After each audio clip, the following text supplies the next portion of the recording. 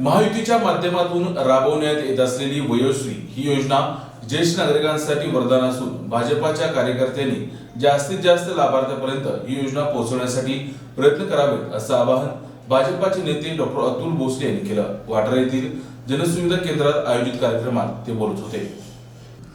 महायुतीच्या माध्यमातून राबवण्यात येणाऱ्या योजना सर्वसामान्य जनतेला केंद्रबिंदू मानून राबवण्यात येत आहेत। मुख्यमंत्री वयोश्री योजना 65 वर्षावरील ज्येष्ठ नागरिकांसाठी वरदान असून ही योजना जास्तीत जास्त लाभार्थ्यांपर्यंत पोहोचवण्यासाठी भाजपाच्या कार्यकर्त्यांनी प्रयत्न करावेत असं आवाहन भाजपाचे प्रदेश कार्यकारिणी सदस्य डॉक्टर अतुल भोसले यांनी केलं। वाटार येथील जनसुविधा केंद्रात आयोजित कार्यक्रमात ते बोलत होते। डॉक्टर अतुल भोसले युवा प्रतिष्ठान आणि रेट्रे बुद्रुक प्राथमिक आरोग्य केंद्र यांच्या संयुक्त विद्यमानं आयुष्यमान भारत प्रधानमंत्री जन आरोग्य योजना व मुख्यमंत्री वयोश्री योजनेचा नोंदणी शुभारंभ डॉक्टर भोसले यांच्या प्रमुख उपस्थितीत करण्यात आला। अध्यक्षस्थानी ज्येष्ठ नागरिक अधिकराव पाटील हे होते।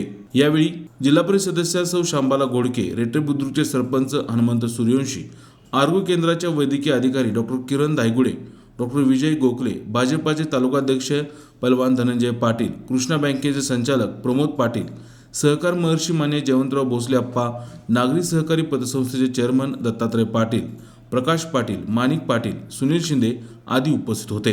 डॉक्टर अतुल भोसले म्हणाले की 70 वर्ष व त्यावरील वयांच्या सर्व ज्येष्ठ नागरिकांना केंद्रातील मोदी सरकारने आयुष्यमान भारत जन आरोग्य योजना लागू केली आहे। तसेच महाराष्ट्रातील महायुती सरकारने 65 वर्ष व त्यावरील ज्येष्ठ नागरिकांसाठी मुख्यमंत्री वयोश्री योजना सुरू केली आहे। या योजनेचा लाभ जास्तीत जास्त नागरिकांनी व्हावा यासाठी शासन प्रयत्न करत आहे। कार्यकर्त्यांनी देखील घरोघरी जाऊन याची माहिती द्यावी असं आवाहन देखील डॉक्टर अतुल भोसले यांनी भाजपाच्या कार्यकर्त्यांना केलं।